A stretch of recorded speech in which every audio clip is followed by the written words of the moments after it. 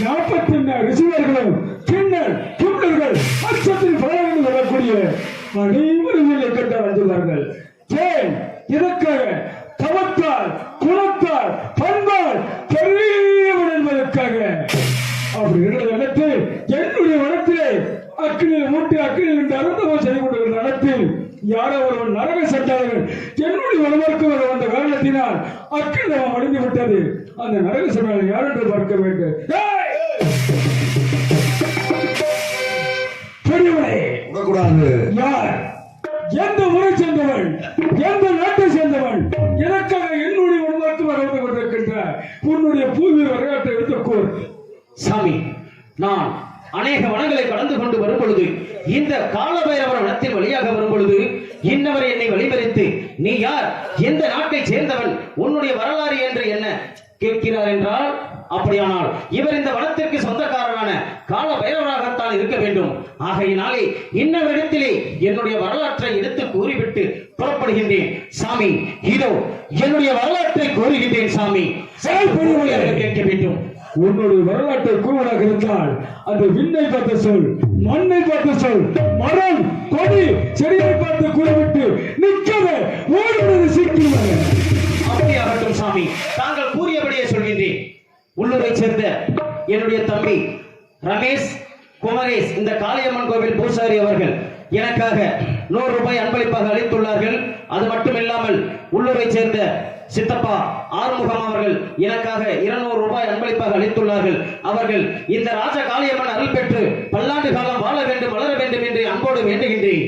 உள்ளூரை சேர்ந்த அன்புக்கு பண்புக்கு பாசத்தக்கூடிய அருமை மாமா தாளன் அவர்கள் என் மீது அன்பு கொண்டு 50 ரூபாய் அன்பை காணிக்கையாக கொடுத்திருக்கின்றார்கள். குடும்பக்கட்டி காளியம்மன் கோயில் பூசாரி அருமை தம்பி சகோதரன் என் மீது அன்பு கொண்டு 100 செல்வத்திற்கு அருள் வழங்கிக் கொண்டிருக்கின்றார்கள். ஆலயத்தில் அமர்ந்திருக்கக்கூடிய காளியம்மன் அருளை பெற்று பட்டி மாடு தொட்டு பிள்ளை கும்பத்து பால் குறையாமல் கூட்டம் களையாமல் கொண்டு போய் வாழாமல் வாழையடி வாழையாக வையகத்தில் வாழ வேண்டும், வளர வேண்டும். நன்றி நடிகர் வணக்கம். கூறுவிடா சாமி, இதோ கூறுகின்றேன் என்னுடைய வரலாற்றை. எந்த குல சொல்லை கேளா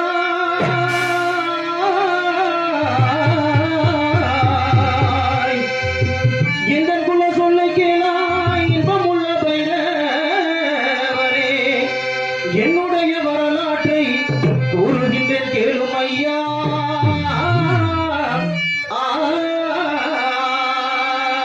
ஐயா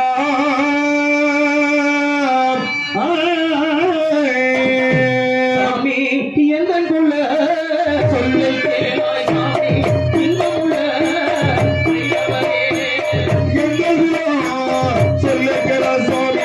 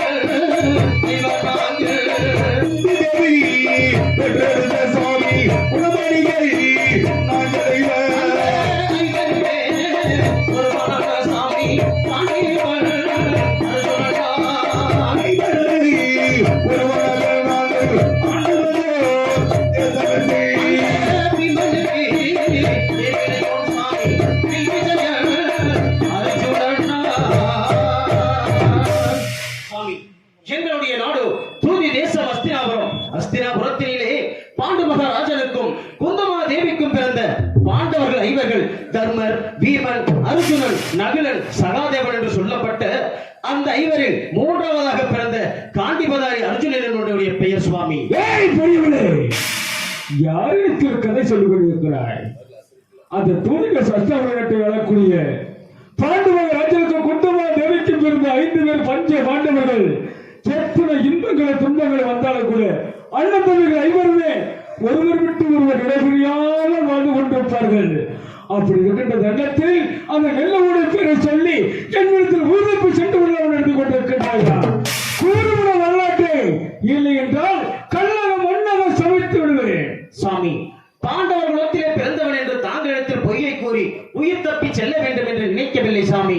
நான் இந்த இடத்திற்கு தன்னந்தனியாக வருவதற்கு என்ன காரணம் என்று கேட்கிறீர்கள் அல்லவா? இதோ தெரிவிக்கின்றேன் சாமி. அதாவது பூர்வ சஷ்டம் என்று ஆளக்கூடிய 5 பேர் பஞ்ச பாண்டவர் என்னுடைய பேர் அர்ஜுனன் தெரிவித்துக் கொண்டிருந்தாய் அல்லவா? உண்மைதான் சாமி. 5 பேரில் நீ மட்டும் தன்னந்தனியாக என்னுடைய உடம்புக்கு வர வேண்டிய காரணம் இதோ தெரிவிக்கின்றேன் சாமி. சாமி,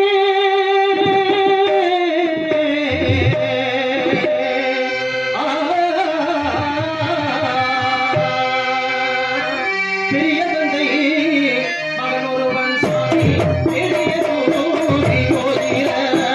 பெரிய தந்தை ஒருவன் சாமி, கருதி ரியோதிரை. மகளையடி கொடித்தான் சாமி, ஆவினரி பிரகடிதான் சுவாமி, பாடினலே ரியோதிரை.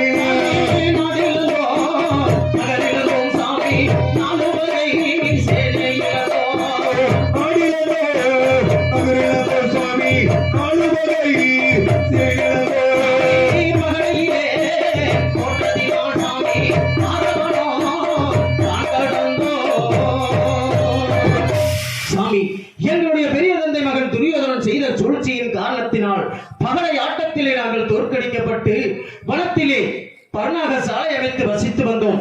அப்படி நாங்கள் வாழ்ந்து வரும் சமயத்திலே என்னுடைய அண்ணன்மார்களுக்காக நான் காய்கறிகளை பறித்துக் கொண்டு என்னுடைய அண்ணன்மார்களுக்கு எடுத்துச் செல்ல வேண்டும் என்று காய்கறிகளை பறித்துக் கொண்டு என்னுடைய அண்ணன்மார்கள் இருக்கக்கூடிய பர்ணாக சாலை அருகில் சென்று கொண்டிருக்கும் பொழுது அந்த பர்ணாக சாலையிலே என்னுடைய அண்ணன்மார்களும் அந்த வனத்தில் வாழக்கூடிய ரோமரிஷி முனிவரும் எங்களுடைய ஆபத்தாண்டவன் மாயக்கண்ணன் இவர்கள் எல்லோருமே ஒன்று சேர்ந்து ஆலோசனை செய்து கொண்டிருந்தார்கள். அவர்கள் அப்படி என்ன ஆலோசனை செய்து கொண்டிருந்தார்கள்? எங்களுடைய அஸ்தினாபுரத்தை நாங்கள் மீண்டும் ஆள வேண்டுமானால் அந்த கர்ணன் வைத்திருக்கக்கூடிய நாகபாசகனையை வென்றாக வேண்டும். அந்த நாகபாசகனையை வெல்ல வேண்டுமானால் எங்கள் ஐவரில் ஒருவர் சடமுடி தரித்து சன்னியாசி ரூபம் கொண்டு அந்த வடதேசமாகிய இந்திர நீலவனம் பளிங்கிப்பாறை சென்று பளிங்கிப்பாறையிலே 91 கம்பத்தை கொண்டு தவம் புரிந்து அந்த ஈசனின் இடதுகரத்தால் இருக்கக்கூடிய பாசுபதம் என்னும் அஸ்திரத்தை பெற்று வந்தால்தான் அந்த கர்ணன் வைத்திருக்கக்கூடிய நாகபாசகனையை வெல்ல முடியும் என்று தெரிவித்தார்கள்.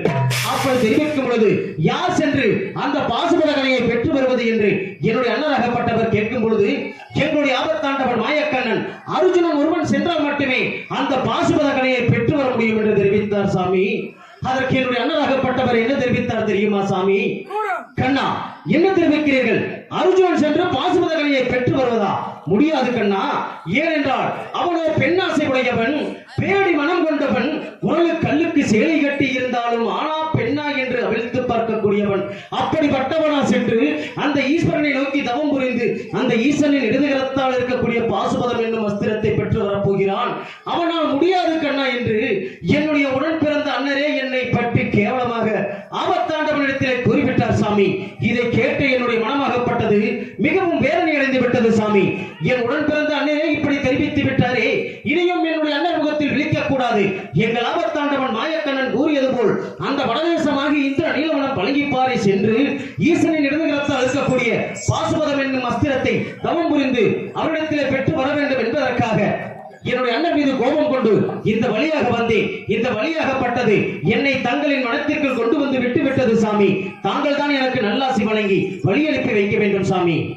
அர்ஜுனா சுவாமி, என்னுடைய விடத்திலே என்னுடைய இனத்தான் என்னுடைய வழக்கான் என்னுடைய உடம்புக்குமாக வரும் தருணத்தில் அக்னிதம் வலியுறுத்தி பெற வேண்டும் என்று சாபத்தில் அக்னிதவத்தில் மொழியிருந்தேன். அப்படியா? மொழியிருக்கிற தருணத்தில் நீ என்னுடைய உடம்புக்குமாக வரும் தருணத்திலே என்னுடைய இடத்தான் என்னுடைய குலத்தோடு அறிந்து கொண்டேன். இருந்தாலும் உன்னை கடுமையாக சோதித்து பார்க்க வேண்டும் சோதித்து பார்த்தேன். இப்பொழுது அண்ணன் கோபித்துக் கொண்டு எங்கே சென்று கொண்டிருக்கின்றாய்? அந்த நீலவனம் பளிங்கிப்பாறை தவம் புரிவதற்காக சென்று கொண்டிருக்கின்றேன். உன்னால் முடியுமா? ஏன் சாமி முடியாது? முடியாது என்று நான் நினைக்கிறேன். ஏன் முடியாது என்று கூறுங்கள். தவம் செய்வதாக இருந்தால் 91 தவக்கம் வேண்டும். உண்மைதான். உன்னுடைய கருத்தில் இருக்கின்றதா? இல்லை சுவாமி. என்னுடைய உணவர்க்காக வந்த கர்ணத்தில என்னுடைய கையில் இருக்கப்பட்ட 30 அடி கம்பத்தை உனக்கு தானமாக தருகின்றேன். அப்படியா?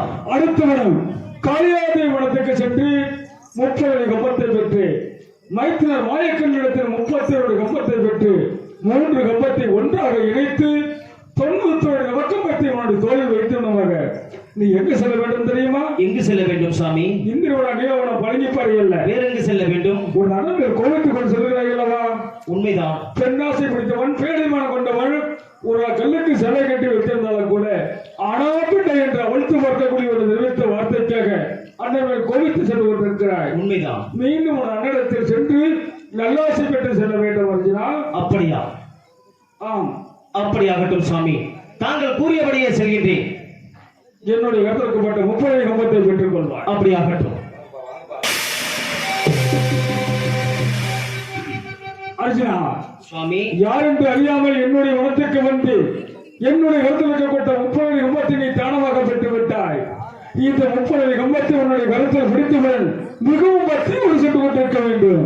வெற்றி முழக்கு வீர முழக்கு செல்லுவோம். இதோ இந்த காலபைரவராகப்பட்டவர் அவர் கரத்தில் இருக்கக்கூடிய 30 அடி கம்பத்தை எனக்கு தானமாக கொடுத்து, அது மட்டுமில்லாமல் அடுத்த வனம் காளிதேவி வனம் சென்று தாயிடத்தில் இருக்கக்கூடிய 30 அடி கம்பத்தையும் பெற்றுக்கொண்டு உன்னுடைய ஆபத்தாண்டவன் மாயக்கண்ணன் இடத்திற்கு சென்று அவர் கரத்தில் இருக்கக்கூடிய 31 அடி செப்பு கம்பத்தையும் பெற்றுக்கொண்டு உன்னுடைய அண்ணனிடத்திற்கு சென்று உன்னுடைய அண்ணனிடத்திலே நல்லாசி பெற்று மீண்டும் அந்த நீலவனம் பழகிப்பாறை சென்று வருவாய் அர்ஜுனா என்று எனக்கு ஆசி வழங்கியுள்ளார். கோபத்தோடு சென்றால் எந்த காரியமும் நிறைவேறாது. ஆகையினால் உன்னுடைய அண்ணனிடத்திலே நல்லாசி பெற்று செல்ல வேண்டும். அப்பொழுதுதான் நீ செய்யும் தவமாகப்பட்டது பலிக்கும் என்று தெரிவித்திருக்கின்றார். ஆகையினால் காலபைரவர் கூறியது போல் புறப்படுகின்றேன். நான் அடுத்த வனம் காளிதேவி வனத்தை நோக்கி. காலபைரவர் கொடுத்த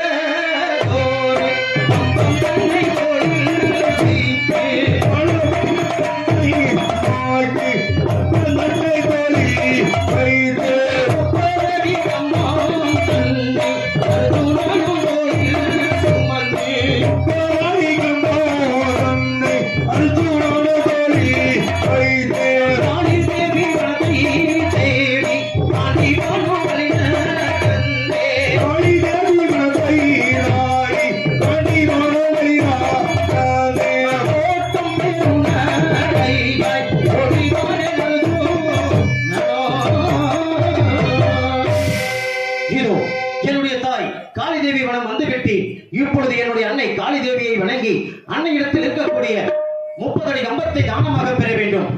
இப்பொழுது என்னுடைய அன்னையை வணங்க வேண்டும்.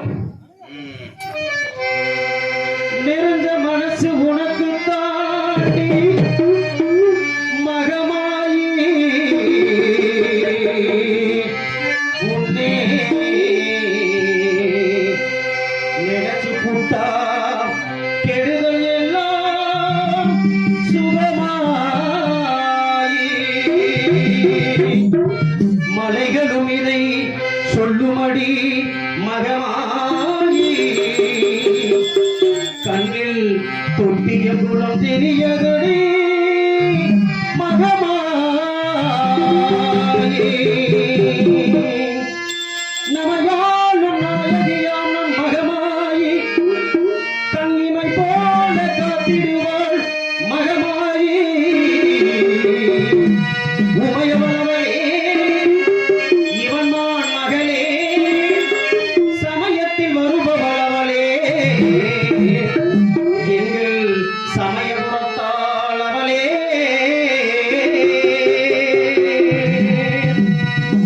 இசைக்கலையாவும் தந்தருளவே வந்திடுவாய் மகமாயி தஞ்சம் என்று உன்னை சரணடைந்தேன் தஞ்சை முத்துமாரி தஞ்சம் என்று உன்னை சரணடைந்தேன் தாய் மயிலையிலே முட்டக கண்ணி கோலவிழி பத்ரகாளி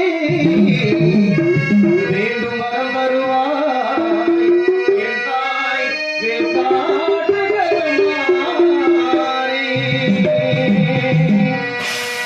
தாயே காளிதேவி அம்மா, தாங்கள் மகன் அர்ஜுனன் வந்திருக்கின்றேன் அம்மா. நான் அந்த நீலவனம் பழனிப்பாறை செல்ல வேண்டும். 91 கம்பத்தை ஓடி தவம் புரிய வேண்டும். ஆகையினால் தாங்கள் கரத்தில் இருக்கக்கூடிய 30 அடி கம்பத்தை எனக்கு தானமாக வழங்க வேண்டும் தாயே. தாயே இதோ 30 கம்பத்தை தானமாக தருகின்றேன், பெற்று செல்வாய் மகனே. அப்படியாகட்டும் தாயே. அது மட்டும் இல்லாமல் நான் தவம் செய்ய செல்லும் வழியில் எனக்கு ஏதேனும் ஆபத்து ஏற்பட்டால் தாயே காளி என்று அழைத்தால் என் முன்னால் தோண்டி எனக்கு நேர்ந்த ஆபத்திலிருந்து என்னை காக்க வேண்டும் தாயே. இது ஒரு சத்தியமான வார்த்தையாக இருக்க வேண்டும் அம்மா. அப்படியாகட்டும் மகனே, அழைத்த அடுத்த கணம் வந்து காட்சி தருகின்றேன். அப்படியாகட்டும், சென்று வருகின்றேன் தாயே. இதோ என்னுடைய அண்ணன் இடத்தில் இருக்கக்கூடிய 30 அடி கம்பத்தை பெற்றுவிட்டு இப்பொழுது என்னுடைய அண்ணன்மார்கள் இருக்கக்கூடிய பரணாக சாலையை நோக்கி புறப்பட வேண்டும். இதோ புறப்படுகின்றேன் நான்.